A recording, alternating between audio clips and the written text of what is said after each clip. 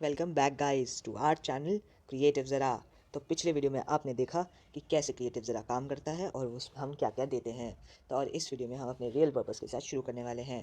तो आज की वीडियो में मैं डायमेंशन सीरीज़ जो मैंने खुद लिखी है उसका वॉल्यूम 1 का चैप्टर नंबर 1 एडम द किलेज आपको बताने वाला हूँ। तो लेट्स बिगिन। ईयर 1942।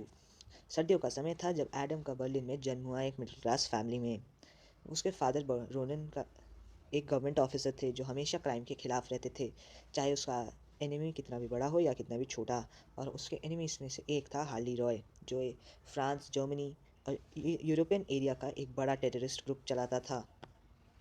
उसकी फैमिली लंदन जा रही थी एडम के जन्म के बाद, और तभी एक गाड़ी ने उसे ठोक दिया, उनकी गाड़ी को।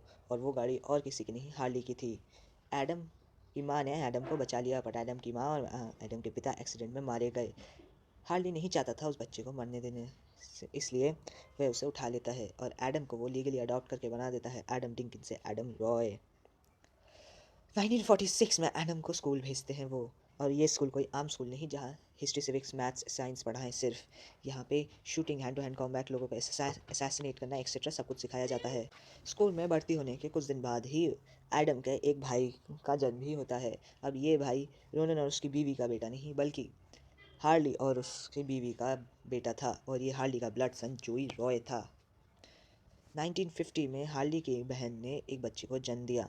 वो लोग उसे देखने गए थे तो एडम ने नर्सरी में एक बहुत ही वीक बच्चे को देखा और उसका नाम था एलेक्स वॉटसन। उसने ये प्रे किया कि ये बच्चा जल्द से जल्द ठीक हो जाए, और फिर अपने भाई को देखने चला गया वो। और फिर एक दिन जब वो ट्रेनिंग कर रहे थे, तब एडम ने देखा कि कुछ लोग अंदर धीमे धीमे चले आ रहे हैं।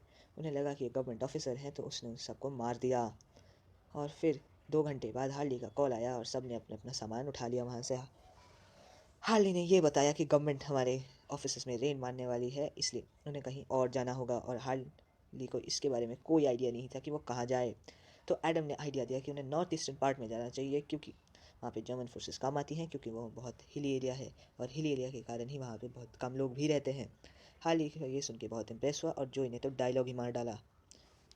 और उसके बाद टेररिस्ट और उसकी फैमिली वही नॉर्थ ईस्टर्न पार्ट में चली गई। 1954 में एडम ने हैंड टू हैंड कॉम्बैट और शूटिंग यानी स्टेज 1 को कंप्लीट किया, और फिर उसको स्टेज 2 के लिए प्रिपेयर किया जा रहा था। वहीं उसी दौरान जो स्टेज 1 के ही बारे में सीख रहा था पूरी तरह से। चीज़ें सीखते सीखते वो लोग 1960 में आ गए।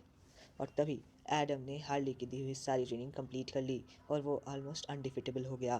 और इसी ने उसे लड़कियों के बीच में बहुत फेमस बना दिया। और एक अच्छे भले दिन में जोई और एडम, जब एडम की ट्रेनिंग ख़त्म हो गई, तो वो पब में इंजॉय कर रहे थे। और तभी पुलिस ने आके हार्ली और उसकी बीवी को मार दिया और सारी इन्फॉर्मेशन ले ली। वैसे वो सारी इन्फॉर्मेशन नहीं ले पाई, क्योंकि 90% इन्फॉर्मेशन ही उन्हें मिली। बाकी 10% इन्फॉर्मेशन जो एडम के लैपटॉप में थी वो निकाल ही नहीं पाए। कुछ ऑफिसर्स पीछे रह गए ताकि जब जोई और एडम वापस आए तब वो उन्हें भी मार सकें। और पर एडम और जोई को तो कुछ पता ही नहीं था। जब एडम और जोई वापस आए तो उन्होंने देखा कि एक बंदा गन लेके साइड में बैठा हुआ है, टीवी देख रहा है। ये जब जोई ने एडम को बताया तो उसे पता चल गया कि कुछ तो गड़बड़ है, और वो फिर लंदन के लिए निकल गए। 1961 में जब सब कुछ शांत हो गया, सब कुछ ठीक हो गया, तो वो जर्मनी वापस आए अपने रिवेंज के लिए। उन्होंने ये इन्फॉर्मेशन निकाला कि 89 पीपल इनकाउंटर में थे। उन दोनों ने काम करना शुरू किया और उन दोनों ने सब की इन्फॉर्मेशन निकाल ली। जोई कह रहा था कि वो सबको मारे, बट एडम कह रहा था कि सबको तो मारना ही मारना है, परिवार को भी मारना है, क्योंकि उन्होंने उनके परिवार को मारा। उन्होंने 91 नाइफ्स खरीदी और अलग अलग जगह, अलग अलग दुकानों से। उनकी पहली डेस्टिनेशन थी मेज़, जहाँ पे 6 जोई ने ली, 6 एडम ने। एडम एक डिलीवरी बॉय के हिसाब से जाता था, चाकू अपने पास रखता था। जैसे ही बंदा घूमता कि भाई कितना पेमेंट हुआ है, चाकू निकालो और मार डालो, किसी को पता भी नहीं चलेगा। सबको मारने के बाद वो अपने हाथ में एक हैंकी लेता, जो चाकू उसने यूज़ किया वो चाकू वो उठा लेता, और उस हैंकी की मदद से एक नया चाकू वहाँ रख देता, जिसमें कोई फिंगरप्रिंट्स नहीं है। अगले दिन जब वो ऐसे उन्होंने सबको मार दिया। अगले दिन जब पुलिस आई तो उनको तो कुछ समझ ही नहीं आया कि मर्डर वेपन तो है, बट इसमें कोई फिंगरप्रिंट्स या फिर कोई भी ब्लड सैंपल्स भी नहीं हैं। उसके बाद वो कॉम्प्लेंस के लिए निकल गया, क्योंकि वहाँ 7 लोग रहते थे। 2 दिन बाद वो कॉम्प्लेंस गया तो वहाँ पे तो 6 ऑफिसर्स बनने की तो पूरी बात इतनी फैल गई थी। तो एडम को तो पता चल गया था कि वो डिलीवरी बॉय वाला केस फिर से कर नहीं सकता था। तो उसने काउबॉय वाला एक आउटफिट खरीदा अपने लिए, कुछ एरोज और बोस खरीदे। अगले दिन वो एक पेड़ पे चढ़ा, ग्लव्स पहने, टारगेट मार किया और अगले सेकंड में ही टारगेट मर गया। और टारगेट और कोई नहीं बल्कि वो सारे गवर्नमेंट ऑफिसर्स और उसकी फैमिली थी। ऐसे करके उन्होंने बाकी 7 टारगेट्स को सबको मार दिया। उसके बाद वो गया बॉन्ड, जहाँ पे उसने सेम ट्रिक यूज़ की। फिर उसने एक कॉल बूथ से जोई को फ़ोन किया।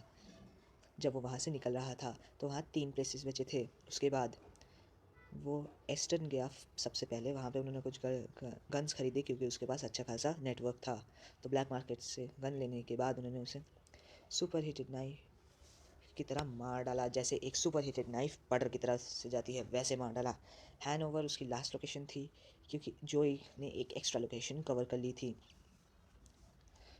तो इसलिए एडम ने वहाँ पे भी काम बहुत आसानी से ख़त्म किया और फिर वहाँ से एयरपोर्ट निकल गया।